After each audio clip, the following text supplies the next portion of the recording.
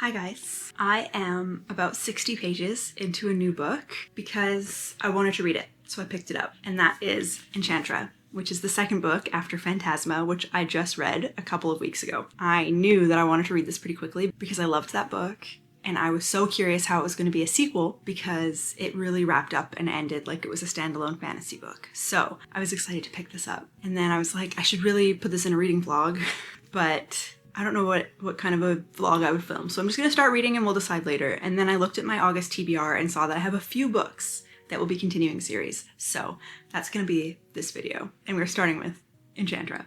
And I'm already kind of obsessed and might be enjoying it more than I enjoyed the beginning of Phantasma. I think maybe because I know the world, so I have a little bit less to learn. Phantasma was really about demons and devils, and this book is really about wraiths. To answer the question of how is there a sequel, we are following Genevieve, Ophelia's sister. You learn some things about her in the first book that I don't want to spoil. This is a continuation of that. So far it's just Genevieve on her own, setting out on this new adventure. She is, I believe she's in Italy somewhere, and she has arrived at the home of someone who she found in an old photo of her mother's. And she really wants to, I don't know, learn more about her mother or her father or something. We don't really know exactly why she's seeking this person out yet. She was like, hey, maybe you can teach me more about my family. And I'm just gonna show up on this person's doorstep. And she gets herself into trouble immediately, and I am already having fun. And she needs to save her life by taking part in a fake marriage with a wraith.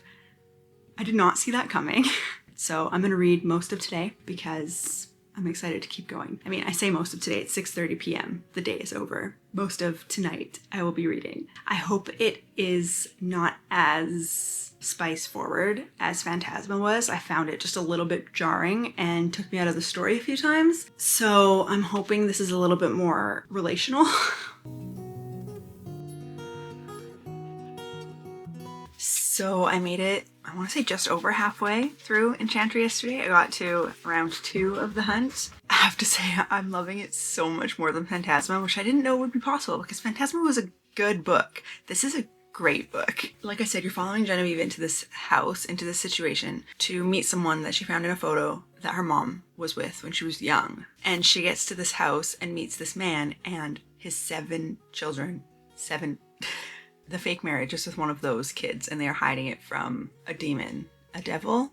A devil. All of these kids are wraiths, but there are different types of wraiths, and I'm still kind of learning what all of those things mean, because there's 4 different types, and all 7 have those 4 types within them. Because their dad, Barrington, made a deal with this devil, the kids once a year, every year, have to go on a hunt where they take turns every night trying to kill their siblings. And they come back, obviously, but it's not like a fantasy where they're all pretending that it's normal. It's like a fantasy where they're like, this is not normal and it's terrible and we need to get out of it, and they're not sure how. So this fake marriage is one of the suggestions as to a way that they can get out of this deal that they have with this devil. You can't really tell it's a sequel. I think you could read this as a standalone, except for it would ruin the end of the first one, but it's not like they go together. She references Phantasma sometimes. I think the reason I'm liking this so much more is because these Knights of the Hunt are a little bit more fluid in how the story goes, because in Phantasma it was like this one big creepy house with lots of strangers and putting these people's fears into the house, and you didn't know whose fear it was, but it was happening to you anyway, and it was just like a giant haunted house. And this is more fluid, where there's a timeline, and night 1 this is what happens, night 2 this is what happens, and they're not scared of the house. When the hunt is not going on, the house is not really a scary place to be, except for the devil portion of it. I don't know if that makes sense. Something that I thought with Phantasma, and I think even more with Enchantra, is that sometimes I wish we got the other main character's perspective. More so in this one, because Rowan is our male main character and he is very stoic. She really has to look at his face to see glimpses of what he's thinking and what he's feeling, because he's really good at hiding it. And I just wish sometimes we got it from his perspective, because I think the yearning is there. So what I said I was hoping wouldn't happen, where the first book it was just like suddenly spice and then spice throughout, this is yearning. It still hasn't happened, and we're more than halfway through, and I love that. They just are still pretending not to want each other. So it's very much like they're acting like they're enemies, but they're trying to kind of discreetly become close to one another. The other one felt very instant, even though this one we're only on night 3 of the book. I think this is only her 3rd night in the house. So should technically be instant, but it's not. And I appreciate that. They're going through the hunt. She's getting to know all of his siblings very well because of it, because she is a mortal who's part of this hunt. But the one thing is that, oh, I probably actually can't ruin that part. They're all immortal and will come back, but she knows that if she dies in the hunt, she's done for, because she is not a wraith. So it's added an interesting dynamic of him trying to keep her alive while he keeps himself alive. And that's all I'll say so far. I folded over a lot more pages that I would like to annotate because I didn't have a pen on me, because the first book, I think there was like hardly anything. In this one, there is quite a bit. She's just so much snarkier. I definitely like Genevieve better than Ophelia. I was a little bit worried about that because I really liked Ophelia, and in Ophelia's book I didn't really like Genevieve, but she holds her own really well and she is super snarky in a very good way. I'm enjoying it. I'm going to go to work now, but then I'm going to try to finish the book tonight.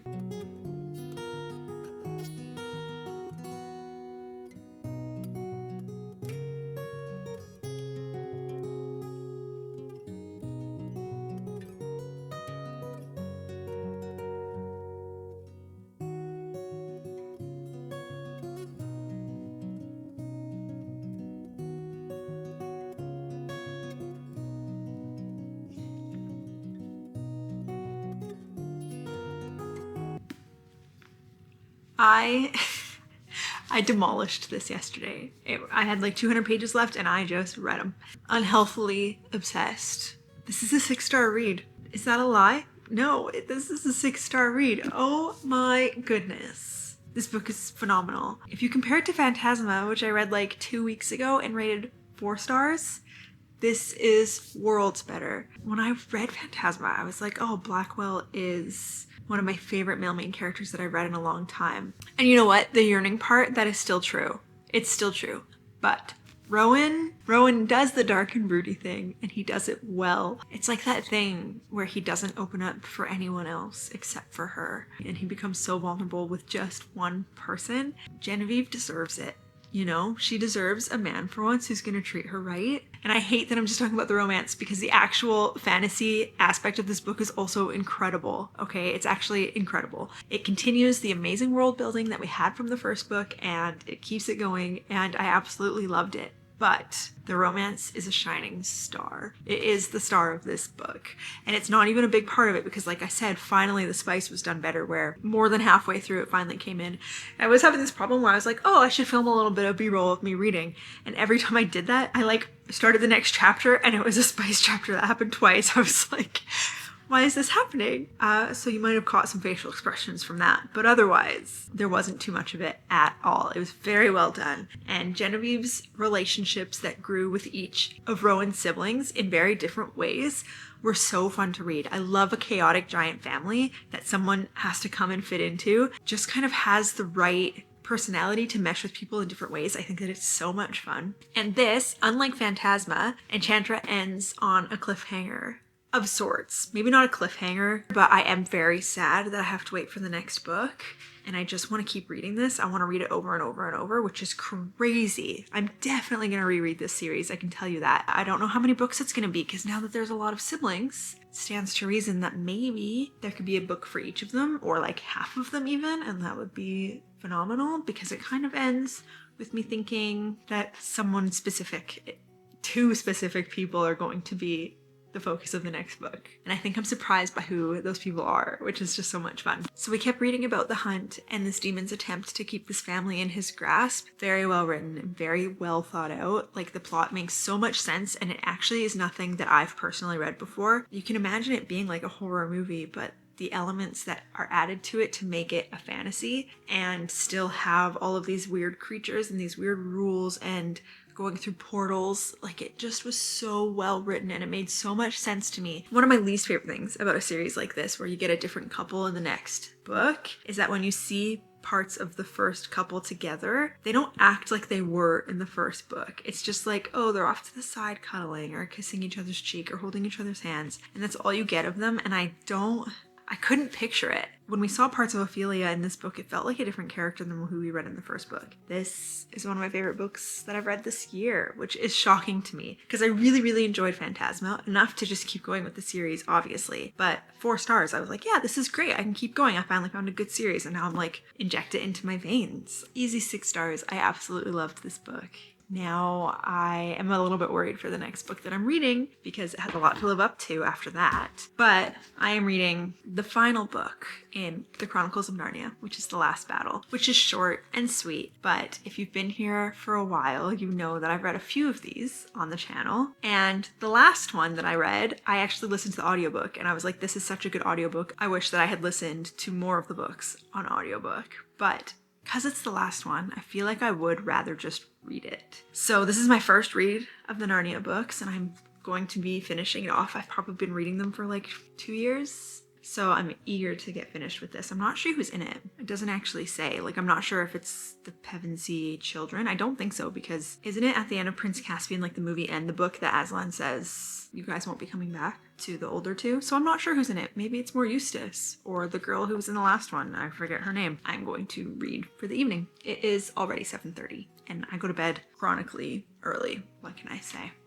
But last night going to bed early meant reading until 10. So you never know what's gonna happen. After I stopped recording yesterday, I realized that oh my goodness, Ellie. After I stopped recording yesterday, I realized that my feedback for Enchantra was just like me fangirling and I didn't really give you anything concrete that happens in the book. So I hope that that is good enough and convinces you. I then got halfway through The Last Battle, which I can give you more information about. All of these Narnia books have started the same. The kids in their world going to Narnia. And this book does not start with the kids in London. It starts with Tyrion in Narnia, who is the current king of Narnia. And he is, I believe he says, like the 8 times grandson of Caspian. And it starts with him, and the kids do come in eventually, and it is Eustace and Amy Pohl, is that her name? They just keep saying Pohl. They do come in at about, I don't know, like even 70 pages. Like, I haven't had them for very long in this book. Now I'm halfway, and this book is actually really fun. I didn't like the beginning of it. At first I got like 20 pages in and I was like, oh, do I have to listen to the audiobook? Because there's 2 characters at the beginning that really, really bothered me, and it is an ape and a donkey. And the ape is kind of trying to take over Narnia by having the donkey impersonate Aslan, and he is like, I can control Narnia this way, and he is so grating. But we're past that point now where some people have realized it's a fake Aslan, and now they're on their little adventure like they always are. But this one is more fun because I find that a lot of the books are just them going from place to place and not much time is spent in those places, and this one they are kind of centered in one area. For the last book in a 7-book series, it's going well, so hopefully I'll finish this today. I do have to go to work now. It did just end with, like, the part that I left off at ended with some doom and gloom coming, so I'm curious how that's gonna wrap up.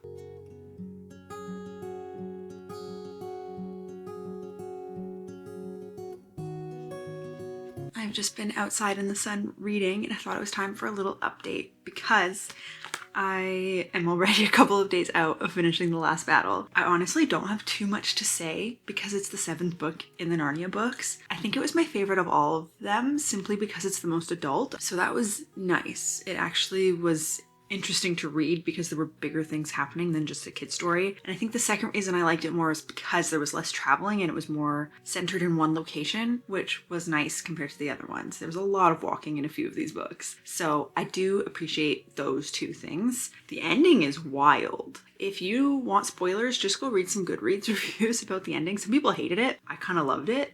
Kind of like an M. Night Shyamalan twist, to be honest, in a Narnia book, which was a little bit crazy. All in all, I enjoyed my time in this universe. I don't think I would ever reread these books, but I'm glad I read them the first time. I gave this 4 stars, and it was my favorite of the series, so that kind of tells you how I feel about the series as a whole. And then I started Yours Truly by Abby Jimenez. Another one that's not necessarily a straight sequel to the first book, which was Part of Your World. It can be read as a standalone. I'm only 70-ish pages in. We're following Brianna, who I loved in the first book. If you've been here, you know that. And Jacob is the male main character. And they are both doctors, and he is a new doctor at the hospital that she works at, and they're both ER doctors. And her life is kind of falling apart. She takes it out on him and is honestly doing some unredeemable things, but realizing it early enough that they will be redeemable. And he is also falling apart and really good at hiding it. And his social anxiety causes him to not want people to know. So he is better at hiding it when he's in front of others and then not so much when he's alone. And I relate to him quite hard. I actually just got to kind of a little part that made me cry because someone recognized his anxiety and was like, I'm gonna do what I think every anxious introvert wants, and I'm gonna invite you every time, even though I know you probably won't come, but you want to be invited. And that was like, wow, he is seen. He has an awesome group of friends. People who don't say that they like a lot of people are telling Brianna that he's a nice person, and I think that is a wonderful legacy for him to leave, honestly. And I know he has a dog. We haven't heard much about this dog yet, but I am excited to meet this dog. They are now writing letters to each other. I love it. I would rather 10 times over read letters and books than text messages or emails. Anyway, Brianna is becoming funny again and kind of getting a little bit of life back in her. So that is wonderful. She is dealing with her brother's illness and her divorce and just like not knowing where she wants to live, and she wants promotion, but it's not really happening yet. So she's going through a lot. Jacob's ex-girlfriend is marrying his brother, so he is also going through a lot, and his family seems very hands-on, and he's like, I just need some space, and they don't understand that. And he told them he has a girlfriend so that they would shut up and stop asking questions about his ex. So I'm curious if there's some fake dating coming in. I'm not sure how that's gonna look. Anyway, I'm loving it. I'm gonna go back outside on the deck and keep reading. It is Sunday, it is 10 a.m, the sun is out, and I'm having a wonderful morning. Checking in. This book has made me cry off and on for the last 3 hours. That's my current update.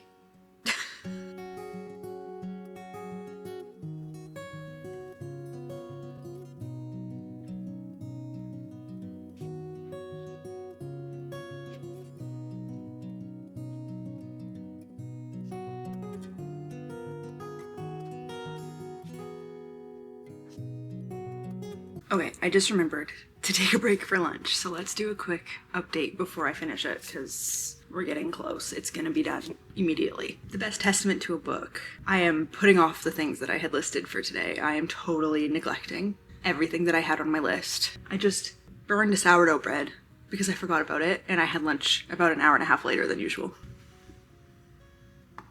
Maybe I should start with a negative, because everything else will be positive. The second act conflict in this book is a little bit bored. I mean, overdone.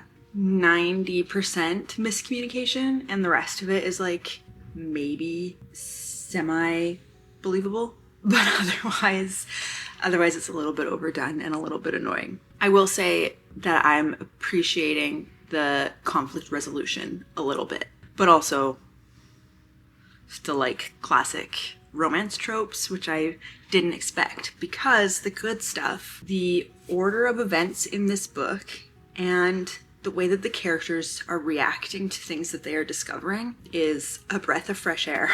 You're like, oh, they're not going to hear about this until the end of the book, and it's going to be the conflict. Oh, they've learned this secret right away, and they're not mad about it because they understand that people are human. Like, it's very refreshing. For context, there is the fake dating that I was excited to see, and it's pretty obvious, like I'm not giving anything away. And I love fake dating for the fact that when it's in a situation like this, it's because they're like, oh, I can be friends with this person, so I can hang out with them more often. So then you believe their romance because you're like, yeah, this would last years because they actually like each other's company. As much as I love like the angst of an enemies to lovers, I do appreciate like a friend's fake dating. It just hits a little bit different and a little bit more believable. I love Jacob. I am on such a good kick of reading men in romance books and loving them much more than I typically would. And actually, he is so relatable. If you are someone who has struggled with intense anxiety in your life, this is a good book to see what kind of a person you are to be around, which is relatable to me. But also, if you know someone with anxiety and you don't exactly know how to act around them or what they're looking for, this is also a great book to read because Brianna just gets him. And the reason I've been tearing up for most of it is because he just feels so seen, and it's like no sweat off her back.